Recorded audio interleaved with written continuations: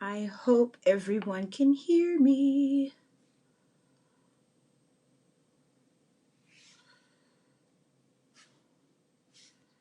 So I hope everyone can hear me.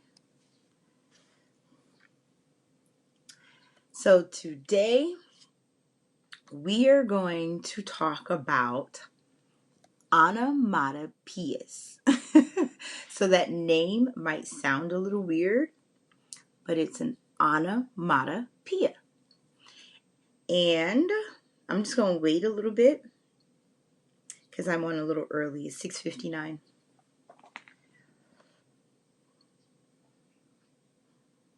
So while I'm on, I'm going to see if I can find some music for us.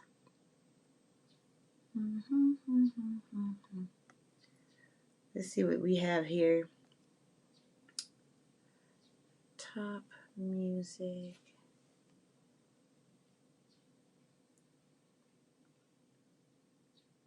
Some of these songs I haven't heard. Perhaps you heard some of these songs.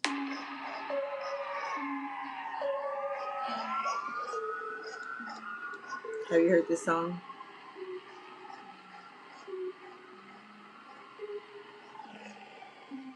Breakfast at Tiffany's and bottles of bubbles. Girls with tattoos who like getting in trouble. It's called Seven Rings.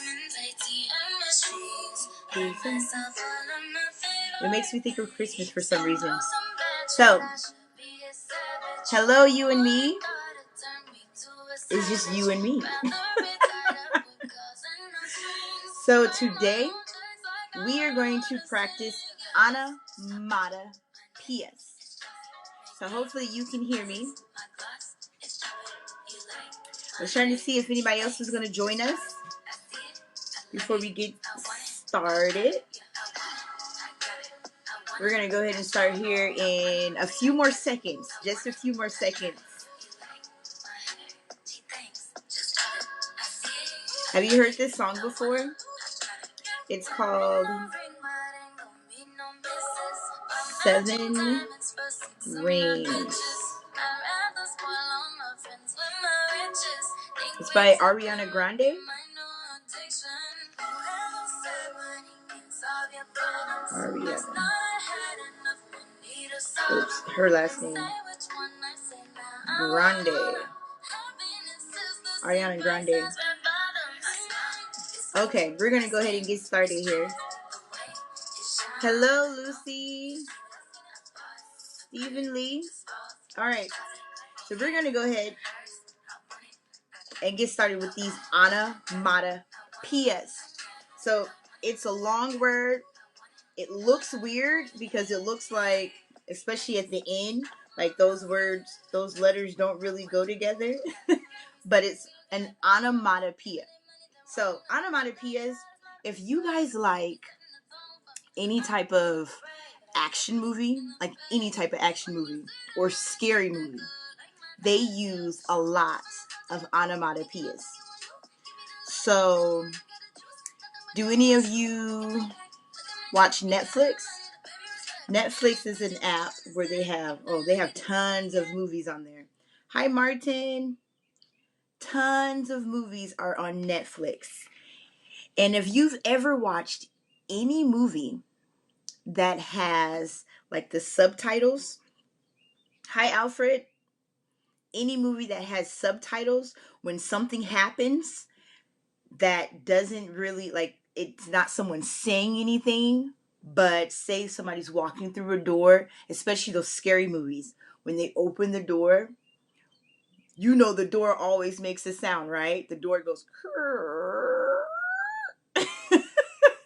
that is called an onomatopoeia. So the door makes that creaking sound. So an onomatopoeia are just words that look like the sounds that they make. Yeah, Stephen Lee, yeah. You know what I mean. When they really open that door, and in the caption, it will say creaking. So you can imagine what that's like. Even if you had the volume all the way down, you can imagine that sound. And say they're walking through the house and all of a sudden they hear something that goes, and then the caption will say, or the subtitles will say, a thud sound. So it make a thud. Those are all onomatopoeias. Hi, Alan. And so, like this feather, if somebody was to try to, I'm going to say threaten you because I hate being tickled. So, if someone tried to threaten you with a feather, they might say tickle, tickle, tickle, tickle, and then and then when the feather gets closer, then it might go like ah. That sound, that you can turn that into a word. It may not even be a word that looks like it makes sense with anything, but it's an onomatopoeia. So when you think of then you just use those sounds. Like I could say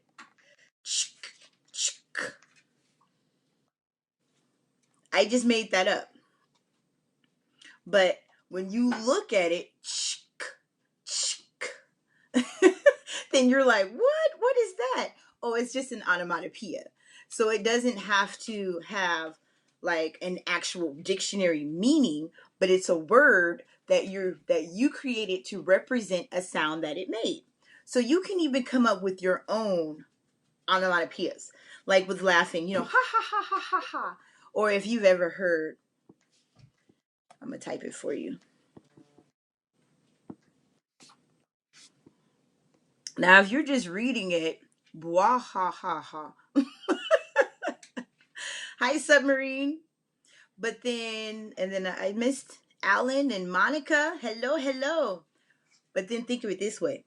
Blah ha ha ha ha ha. That makes it that much more meaningful when you say with a little more power. Blah ha ha ha ha. So that's a onomatopoeia that turned ha ha ha ha into a more powerful laugh. So you just add that blah at the beginning to create a different sound. So here's another one. A lot of comedies especially, they like to have drinking sounds. So you're like, drink it, drink it, drink it. And they're like, chug a lug, chug a lug. They tell you chug a lug. And you're like, okay. And you start drinking. Then the sound, especially in a comedy movie, something that's meant to make you laugh, is probably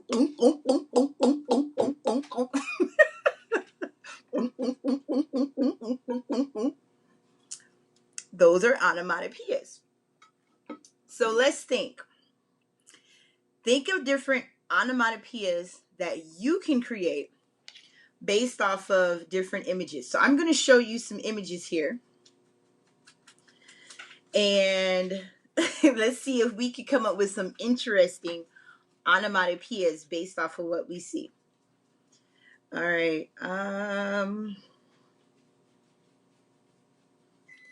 Let's see. I'm going to pull it up here.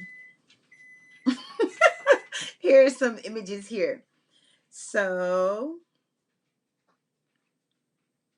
say, oh, falling. Falling is a big one. So say somebody is walking. It's mostly, like a comedy movie, something comical. They're walking, walking, walking. And then you see this.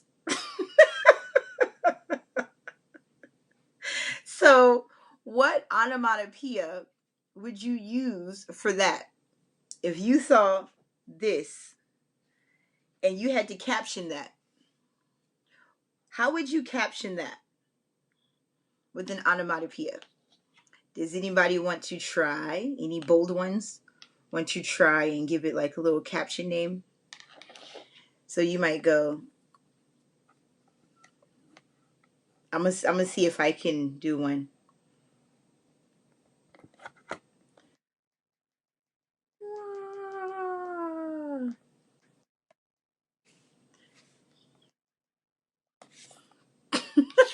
So see if you can picture it.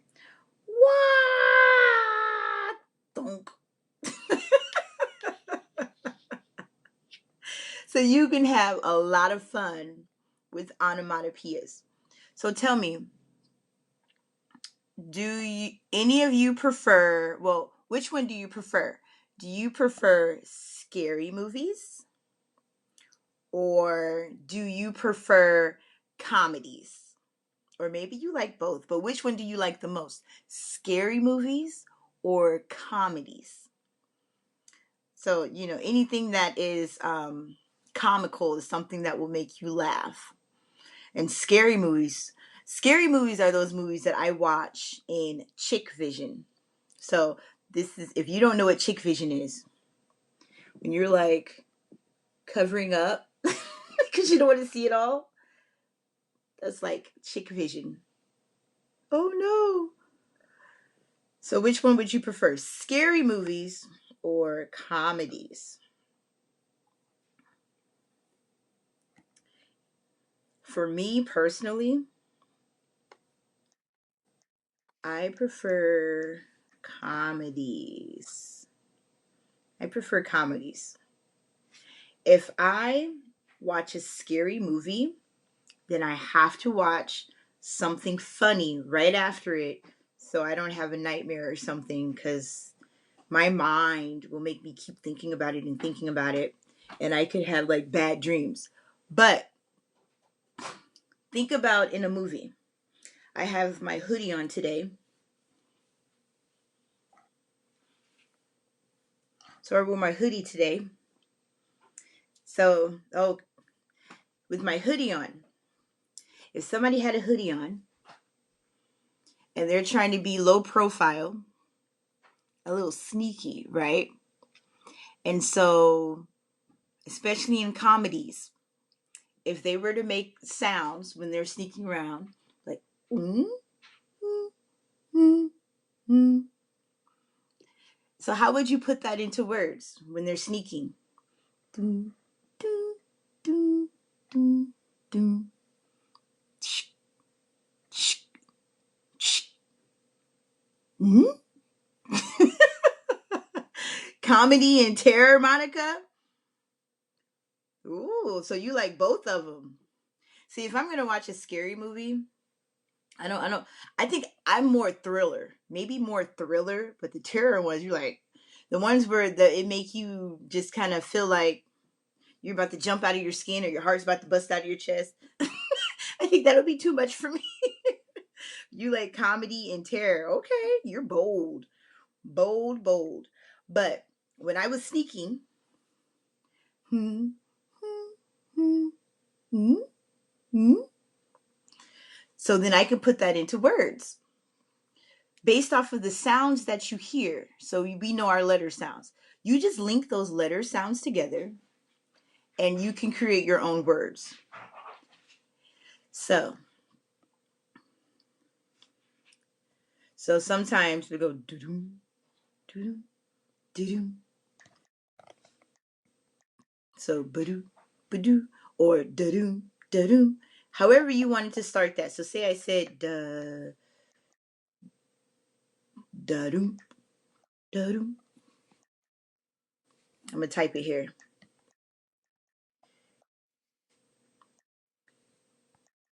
Doo-doo. So yeah. So if I said da-doo, da-doo, doo-doo, hmm, hmm. So then to make that into a word, then I'm just listening for those letter sounds. Mm. So maybe I go mm, mm, and then with the H, mm, mm. Have you ever thought like, how would I, if I'm writing a book or if I'm subtitling a story, how would I create a word for what I'm hearing? Link together letters. So it could be really fun. So anything. So, have you guys ever heard of ASMR? So, ASMR, a lot of people like to watch and listen to ASMR. And that could be anything. I've seen one where somebody just sits there and they chew on ice.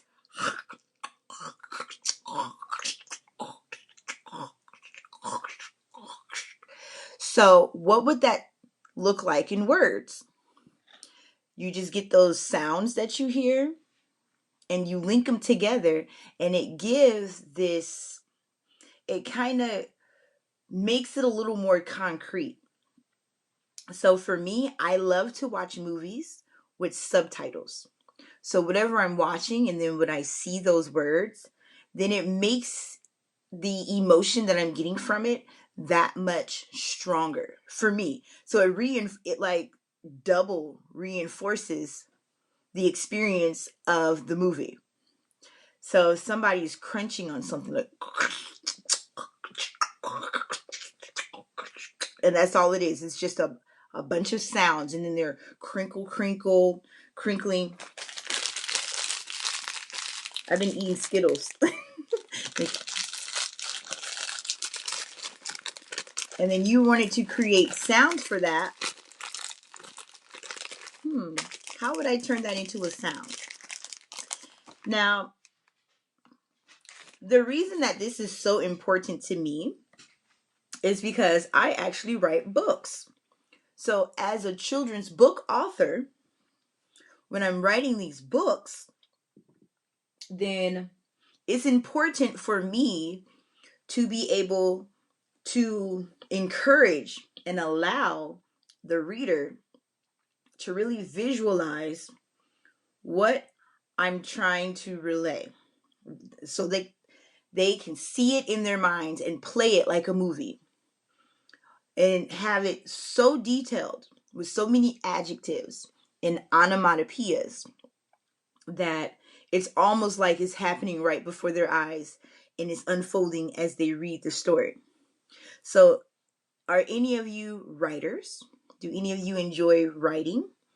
Maybe creatively, or maybe you have an interest in the career field of writing. I watch a lot of foreign movies, and those movies, any movie, starts off with a storyline. So you would need like a writer, somebody to write the script, somebody to write the plot, what's going on in the story. So if you are able to write and really elicit emotions and really paint the environment in someone's mind, the use of onomatopoeias could be a very powerful thing because it allows them to really understand and see what is happening, more so than just saying he snuck into the room. And then it's like, okay, he snuck into the room, okay. But it can make it more powerful if you were to say something like, the thief snuck in the room, the floor creaked and gave way to the every thud of his wet, sloshy feet. And then it was like, and they put that in words. So you see how I'm making those sounds?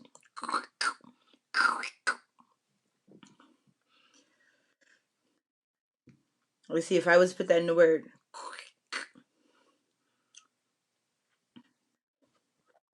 Then I might say,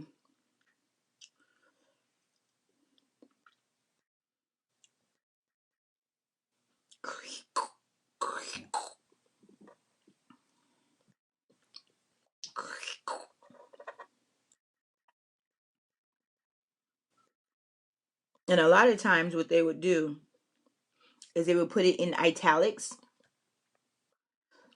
so that you can differentiate between the narration, a spoken word, or a sound that you hear. So they a lot of times put the emotions and the onomatopoeias in italics. And so here's another one.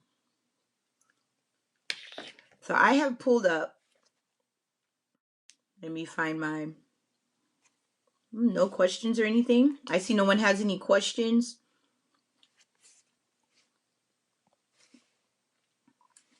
Here we go. All right. So I just uploaded some of these onomatopoeia sounds. So these are examples of some. So we have boom. Now when we read that, we don't say boom. You think of something like just really thudding, really hard. Boom. It could even be thunder that you hear. Boom. And it might follow with the crackle, crackle, crackle, crackle, crackle. Maybe a shh. So the shh, we know that that's the SH sound. So the shh. Then we can make that sound as well. So these can be really powerful, especially with comics and horror movies or scary movies. And so then we have like wham. Now when you think of wham, wham, then what do you think? Like what action comes to mind? Because when I see wham, the first thing that comes to mind is perhaps a door being slammed or someone swinging really hard. Wham! So if you swing something really hard, whether it be your, one of these type of motions, a slap or a door, wham! Then that's what comes to mind when I see wham! And I say it like that. And then pow! There's another one there. Pow! If you see that one there. It won't let me circle it for some reason. But pow. Now that makes me think of someone punching someone. That's the first thing that comes to mind. Like, pow. If somebody was to punch somebody, it might make a, I could think of it making a pow sound, especially depending on where it hits. Like if someone hit me in my glasses, it might make a pow type of sound. Yeah, so that has never happened. And yeah, I don't think that, if that ever was to happen, we'll witness a whole string of onomatopoeias. But so you have pow. So that's one for you. And let's go to our next one. So look at this one. I like this one. When you read it, it's like puffed. What is puffed? So if you were reading that in the story and you saw puffed, you have to look at the context as to what happened. So that could be something slipped through a crack or something whizzed by. So puffed. And see, they gave you the little cloud that they put it in as a hint as to what it sounds like. So puffed, puffed. You see the difference there? As opposed to puffed, puffed. But if you read that, like when you're reading your books in English, a lot of books, would have like different onomatopoeias in them. So instead of reading it as it's written like puffed, think about what's going on in the story, in the context. Hi, Nayla. Beautiful name, Nayla. Or is it Nayla or Nayla? Either way, it's beautiful. So think about it in the context. Puffed would be puffed, puffed. So think of something trying to really squeeze through. I don't want to drop my iPad. Ah! Okay, here we go. So something's trying to squeeze through a crack, and it finally gets through. I'm trying to see, what do I have here? Okay, I have my little Dada bear. Well, not my Dada bear, my little panda bear. This is my little panda. And say he's trying to get out of a headlock or something. And I'm like, no, no. I'm just trying to make something up. And so if I was to push him through, or he's trying to get through, like, oh, and so he finally squeezed through. So that can kind of make you think of the sound. And then slurp. Ooh. Now that, when my iPad fell, that was more like a, because it fell flat on the table. So it said a sound. So if you think of the letters,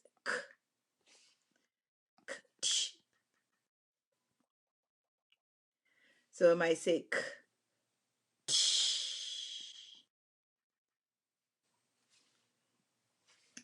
let me try to make that. There we go. That was the sound my iPad made. Or dink. If anything makes a dink sound, you know that was not a really big sound. Like my little canteen bottle here. If I was to hit it, like, you hear that? That would be like a ding, ding. So it's not like a ding type of sound, but it's a little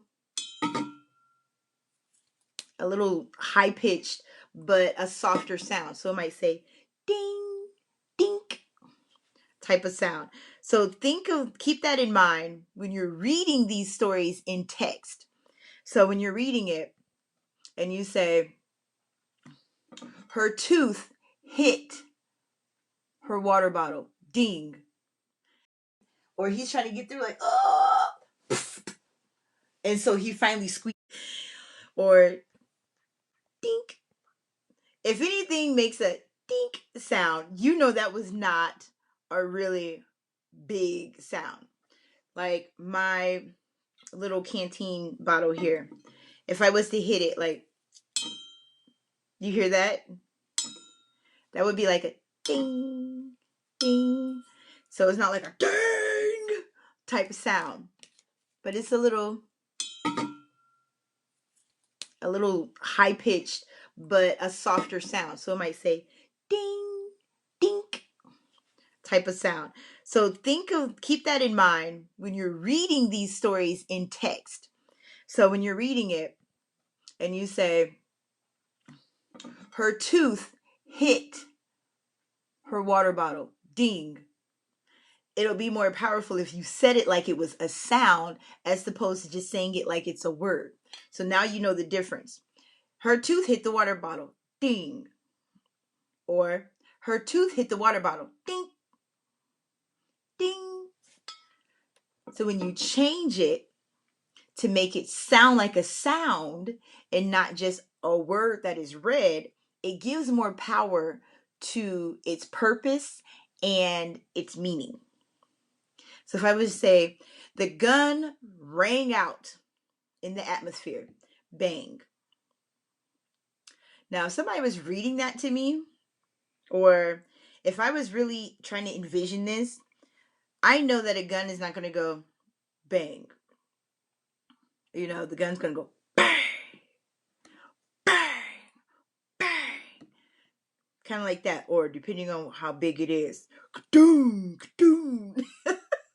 And so when you are thinking of those sounds, think of the sounds that the letters make to determine the sound, as opposed to just reading it as you would any other word.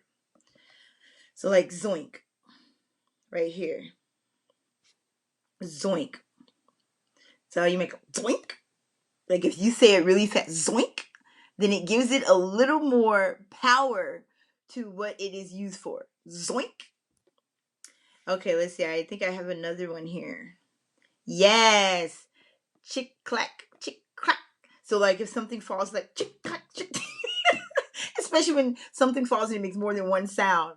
Like if I was to drop, I'm trying to think something that if I was to drop like my headband or something or my glasses, it'll probably make that sound, chick, clack, clack, clack.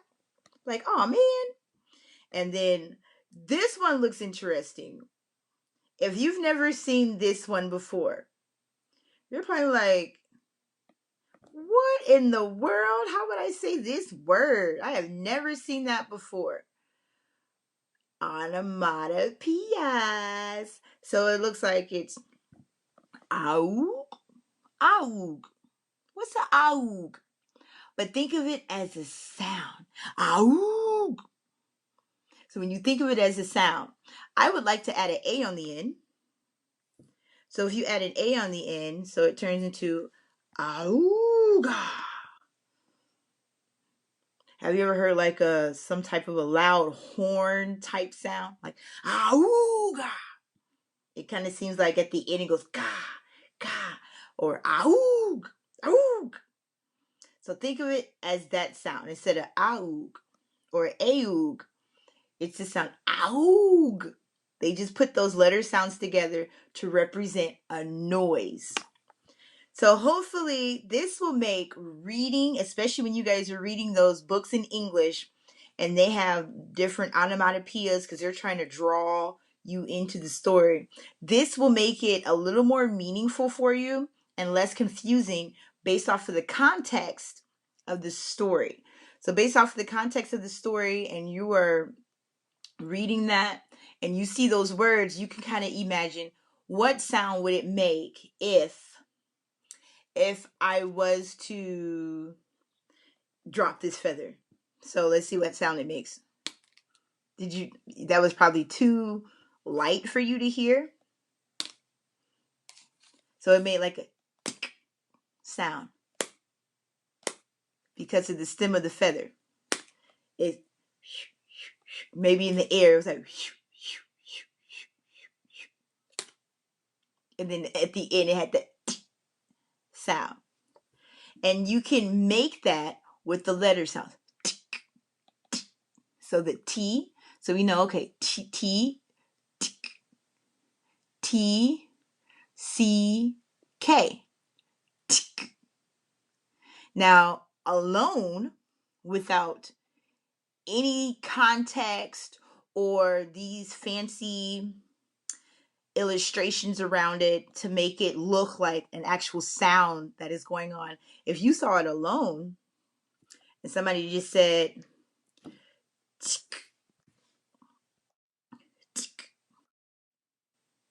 you'd be like, is that a typo? Did they miss some letters? But when you're doing sounds, then that's what it sounds like. And that's acceptable to use when you are trying to create sounds for words. So I hope you guys enjoyed these onomatopoeias and it gave you like a deeper passion for them and understanding for them. And if you like to watch comedies, like Monica said, she likes to watch comedy and terror movies. If you like to watch comedy and terror movies and you turn on those subtitles where they type everything that they're saying, everything that's going on, like it might say music playing, and then when something happens, you know, if you are deaf, a lot of times people that can't hear would listen, well, not listen, obviously, would watch those movies and they would rely on those subtitles so they can follow along with what they're looking at. Now, if there's like somebody upstairs that fell and there's like a loud thud or there's thunder, it's like boom or something, for them to understand what's going on, the writer would really have to add in these onomatopoeias to give the story power and appeal for those readers that are trying to follow along what they see and what they read and link that together, because the hearing aspect of it is not there because they're deaf. So if you're reading a book or you're watching a movie and there's subtitles, pay attention to see if any onomatopoeias stand out for you. So I would love for you guys, thank you for coming by and showing some love on this live. I would love for you guys to comment and let me know what you think about onomatopoeias, or, come back and tell me, hey, maybe now onomatopoeias are way more noticeable to you than they were before, because now you're looking for them because you're more aware of what they are. So as a book writer, I just wanted to, get that out there. I thought that would be a fun topic to learn. And I use them a lot in my books because my books are comical. They're realistic fiction with a lot of comedy in it.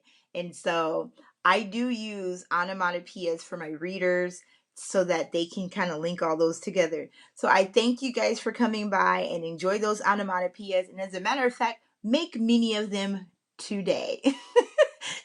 Tonight for you guys. If I know it's nighttime in China. Here in Oklahoma, it is 7:34 in the morning here. So I know it's nighttime there, but it's big to learn. And I use them a lot in my books because my books are comical. They're realistic fiction with a lot of comedy in it. And so I do use onomatopoeias for my readers so that they can kind of link all those together. So I thank you guys for coming by and enjoy those onomatopoeias. And as a matter of fact, make many of them today. Tonight for you guys. If I know it's nighttime in China. Here in Oklahoma, it is 7:34 in the morning here. So I know it's nighttime there, but it's morning here. So use as many onomatopoeias as you can, especially in your creative writing. When you're reading, try to point them out. Be like, that's an onomatopoeia. And when you are reading that, and you're visualizing those words, try to visualize the actual sound that that is representing, and not just the word as an isolated word. So, auga, cling, crash, splash, pow, ding, dink, mm, dum, dum, dum, dum, dum. Have fun with it. Have a lot of fun with it. And I know I surely had fun with you guys. Hi, Teacher Janet. And so come back, rewatch, revisit, and let's create some onomatopoeias.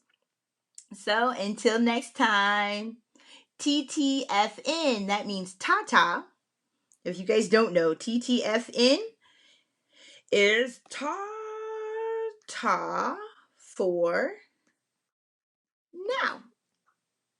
Ta for now. And I hope to see you guys at another live event. Bye.